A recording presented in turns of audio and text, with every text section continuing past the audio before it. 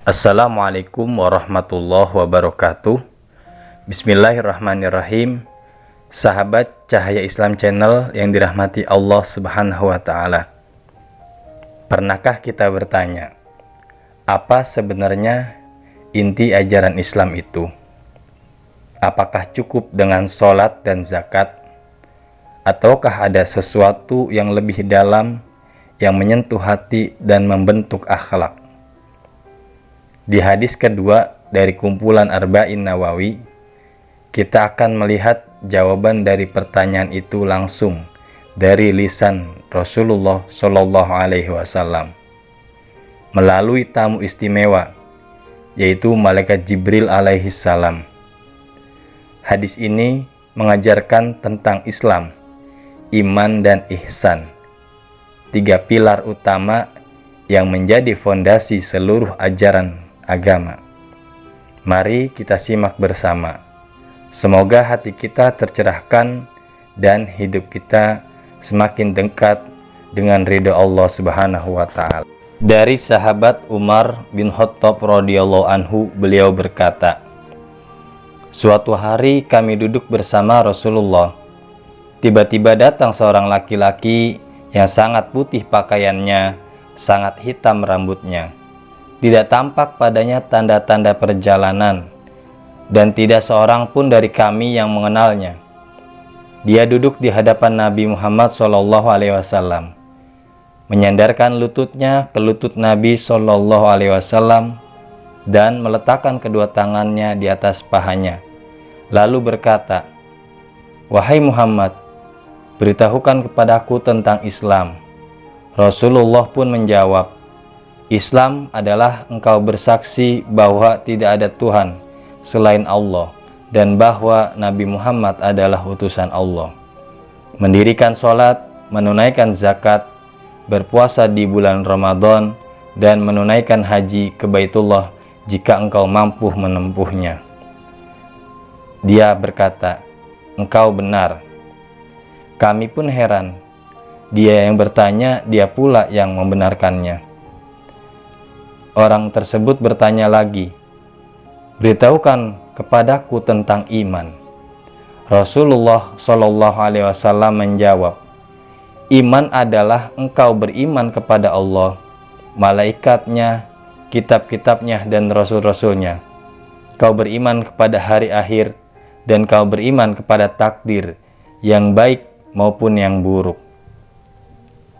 Orang tersebut berkata, "Engkau benar." Kemudian dia bertanya lagi, "Beritahukan kepadaku tentang ihsan." Rasulullah pun menjawab, "Ihsan adalah engkau beribadah kepada Allah seakan-akan engkau melihatnya. Jika engkau tidak melihatnya, maka sesungguhnya Allah melihatmu." Dia bertanya lagi, "Beritahukan kepadaku tentang hari kiamat."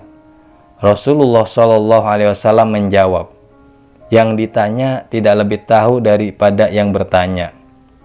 Dia bertanya lagi, "Beritahukan kepadaku tentang tanda-tandanya."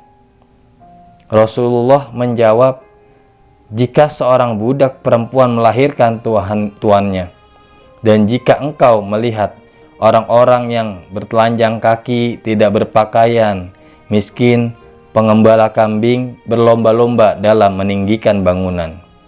Kemudian orang itu pergi, dan aku tetap tinggal beberapa saat."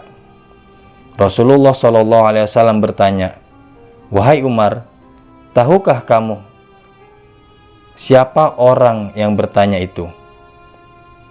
Aku menjawab, "Allah dan Rasulnya lebih mengetahui." Beliau SAW bersabda, "Dia adalah malaikat Jibril, datang kepada kalian untuk mengajarkan agama kalian."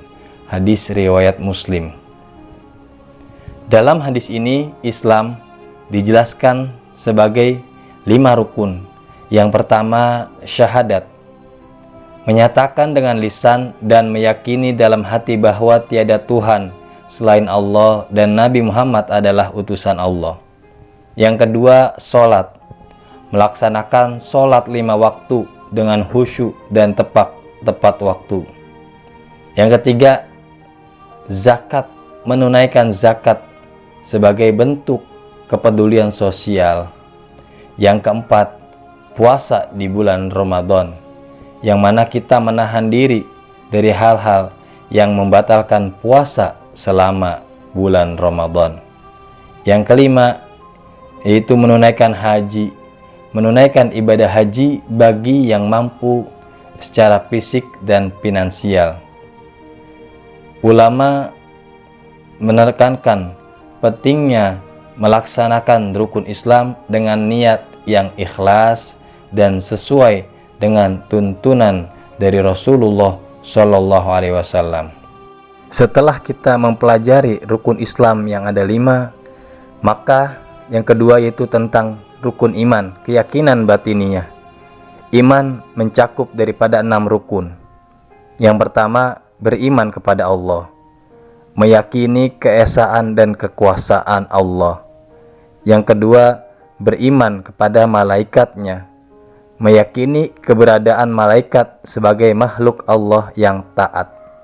Yang ketiga, beriman kepada kitab-kitabnya, meyakini bahwa Allah menurunkan kitab-kitab sebagai petunjuk bagi umat manusia. Yang keempat, beriman kepada rasul-rasulnya, meyakini bahwa Allah Subhanahu wa Ta'ala mengutus para rasul untuk menyampaikan wahyunya. Yang kelima, beriman kepada hari akhir, meyakini adanya kehidupan setelah mati, adanya hari pembalasan, surga dan neraka. Yang keenam, beriman kepada takdir. Kita meyakini bahwa segala sesuatu terjadi atas kehendak Allah, baik maupun yang buruk. Menurut para ulama, iman harus diiringi dengan amal soleh dan pengamalan ajaran Islam dalam kehidupan sehari-hari.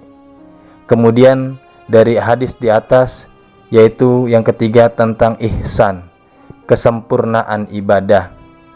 Ihsan adalah tingkatan tertinggi dalam beragama, yaitu beribadah kepada Allah seakan-akan melihatnya. Jika tidak mampu melihatnya, maka yakinlah bahwa Allah melihat kita. Para ulama mengajarkan bahwa ihsan meliputi khusyuk dalam ibadah, menghadirkan hati saat beribadah. Yang kedua, ikhlas, melaksanakan ibadah semata-mata hanya karena kepada Allah Subhanahu wa Ta'ala dan hanya untuk Allah Subhanahu wa Ta'ala. Yang ketiga, muraqabah, artinya merasa diawasi oleh Allah dalam setiap perbuatan. Dengan ihsan ini, seorang muslim akan selalu berusaha memperbaiki diri dan meningkatkan kualitas ibadahnya. Yang keempat dari penjelasan hadis di atas yaitu tentang tanda-tanda kiamat. Nabi SAW menyebutkan beberapa tanda kiamat dalam hadis di atas, yaitu budak perempuan melahirkan tuannya, menandakan perubahan sosial yang drastis. Terus orang-orang miskin berlomba-lomba meninggikan bangunan, menunjukkan perubahan status sosial dan materialistis atau materialisme. Ulama menafsirkan tanda-tanda ini sebagai peringatan untuk selalu introspeksi dan meningkatkan keimanan serta amal-amal soleh. Hadis kedua dari Arba'in Nawawi ini mengajarkan kita tentang 3 pilar utama dalam Islam: Islam, iman, dan ihsan.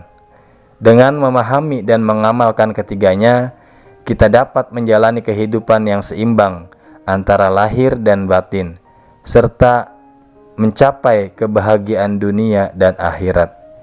Semoga penjelasan ini bermanfaat dan menambah pemahaman kita dalam menjalani ajaran Islam secara kafah. Wallahu a'lam bishawab. Wassalamualaikum warahmatullahi wabarakatuh.